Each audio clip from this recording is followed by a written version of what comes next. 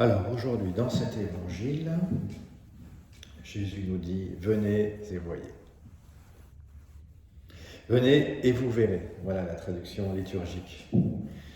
Venez et vous verrez. Vous allez voir quoi? Le Messie qui passe. C'est ça la grande et incroyable rencontre entre Jésus qui passe pas trop loin. On a l'impression qu'il passe par hasard. Il n'y a jamais de hasard, hein. Il n'y a que de la providence. Le hasard, c'est le moyen par lequel Jésus passe incognito, vous savez. Il n'y a pas de hasard de se retrouver ensemble ce soir. C'est ça qui est assez étonnant. Du haut du ciel, tout ça a bien plus de sens que nous ici-bas. En tout cas, s'il y a bien deux hommes qui sont prêts à suivre Jésus, c'est André et Jean, parce qu'ils sont disciples de Jean-Baptiste, hein, c'est l'évangile. Et voilà que Jésus passe. Et il y a comme une sorte de signal. Voici l'agneau de Dieu. Dans l'évangile de Saint Jean, on comprend pourquoi, ce qu'on lit avant, Jean-Baptiste avait donné ça comme signal, le fameux agneau de Dieu. Et c'est fort, hein, parce que quand Jean le Baptiste dit cela, immédiatement, les deux disciples entendirent ce qu'il disait et les suivirent Jésus. Et il y a comme un étonnement de Jésus qui se retourne. Qu'est-ce que vous faites là? Du style, hein? Alors que Jésus sait très bien ce qu'il fait. N'ayez pas peur. Deux disciples, deux, pas trois, deux.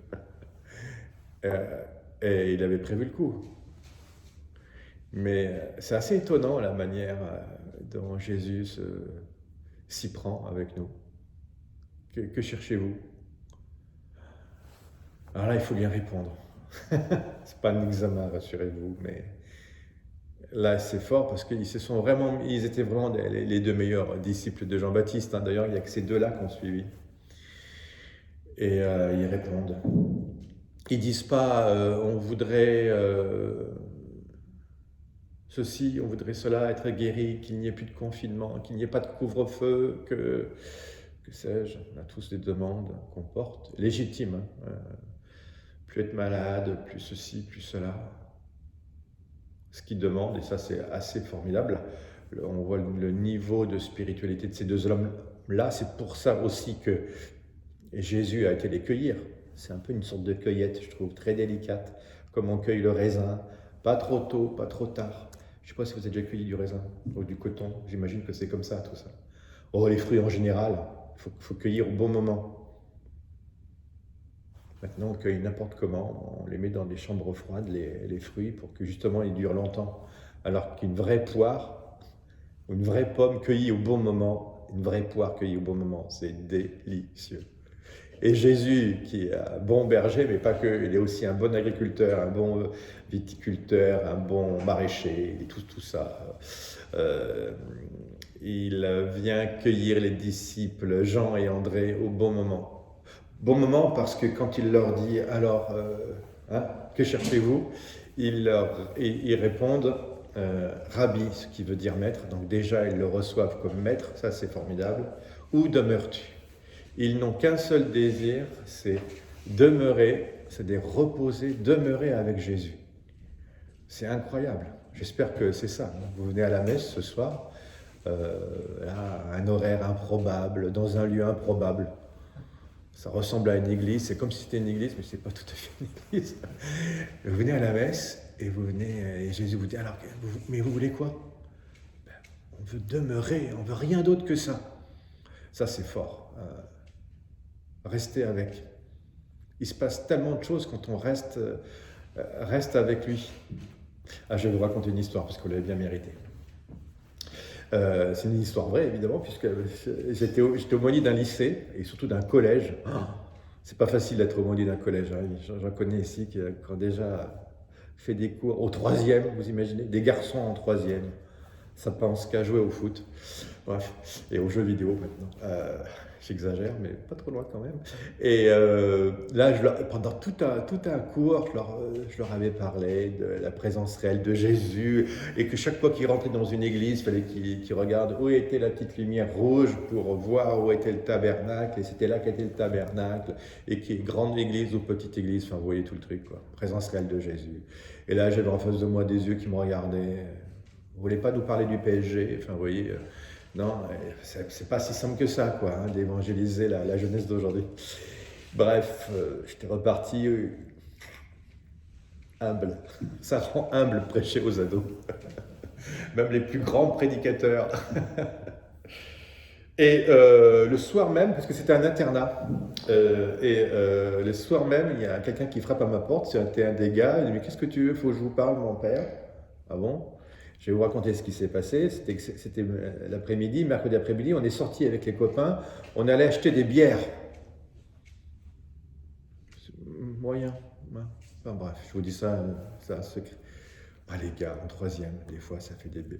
Et donc on voulait aller acheter des bières, les gars, mes copains sont partis devant, enfin parce que, en fait, pour tout vous dire, c'est pour ça que je viens vous voir, on est passé devant une église.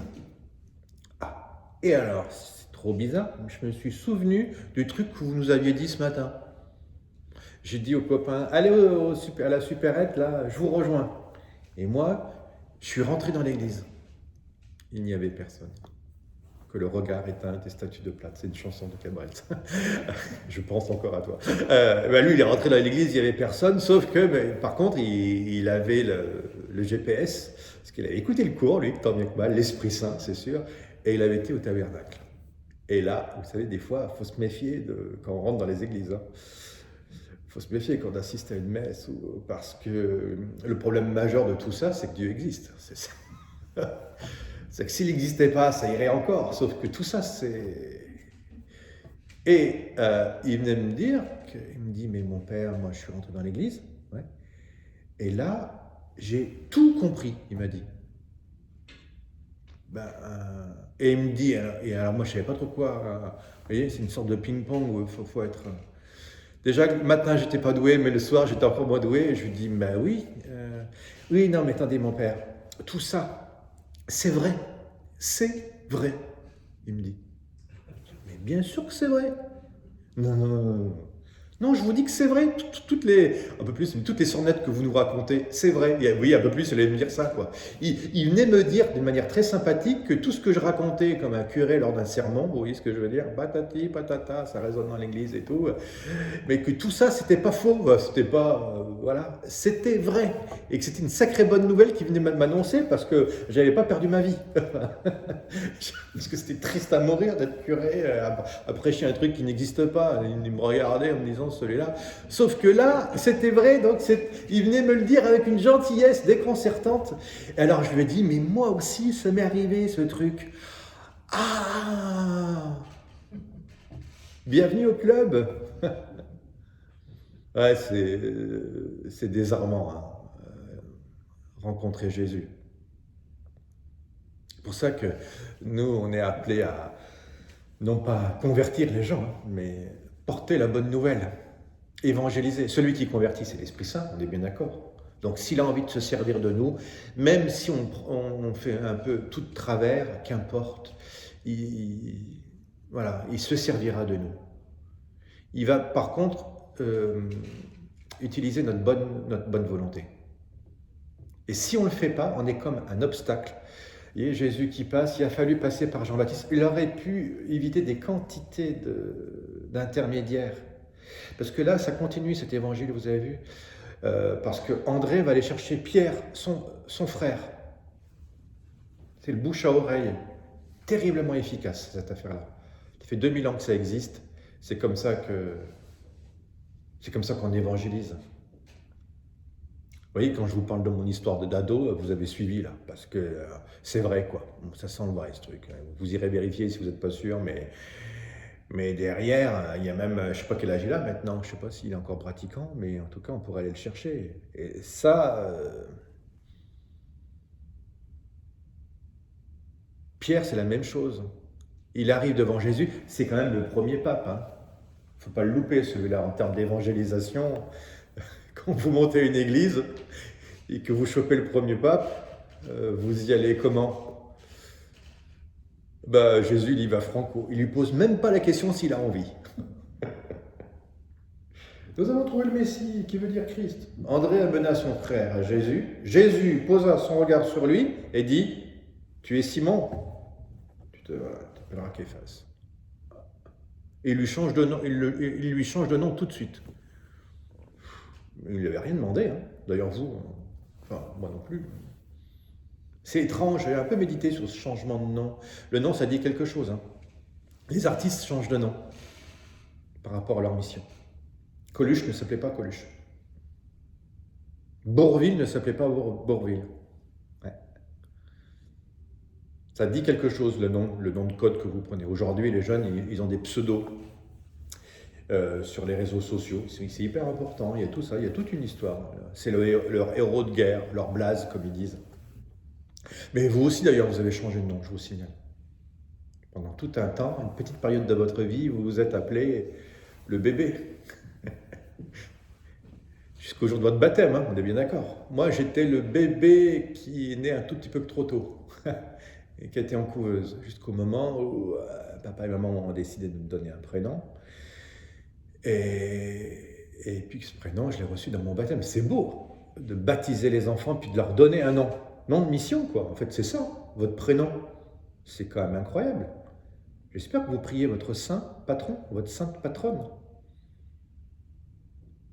C'est pas tout à fait un hasard. Il y a le choix de vos parents, vous pouvez l'aimer ou pas l'aimer, votre prénom, hein, peu importe. Derrière, il y a quand même un saint qui brusquement s'est réveillé, qui s'est dit « Quoi? Mais c'est mon nom, ça. Oh, il le donne à un bébé. Qu'est-ce qu'elle est mignonne, ou qu'est-ce qu'il est mignon. » Il s'est réveillé là-haut. Bon, c'est pas uniquement que mignon mon histoire, c'est aussi « Oh là là, je vais m'occuper d'elle ou de lui.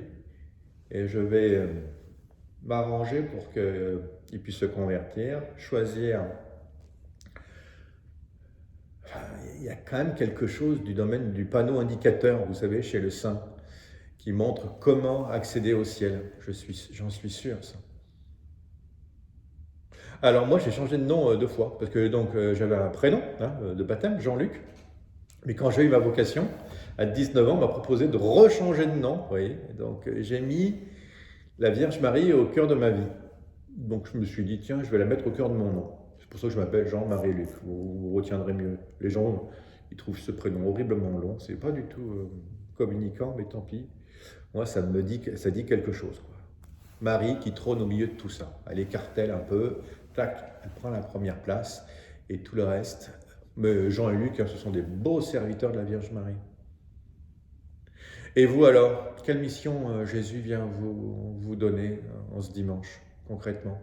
Il vient réveiller les promesses de votre baptême, ça c'était déjà dimanche dernier, et encore aujourd'hui, mais c'est comme vous en particulier. Que cherchez-vous? Et puis quel nom il vous donne? Pierre, c'était incroyable. Alors, écoutez, laissez-vous transfigurer, transformer, et puis maintenant, allez-y, n'ayez pas peur. C'est extrêmement délicat de la part de Dieu d'être venu vous chercher et de vous amener à lui. Venez, vous verrez.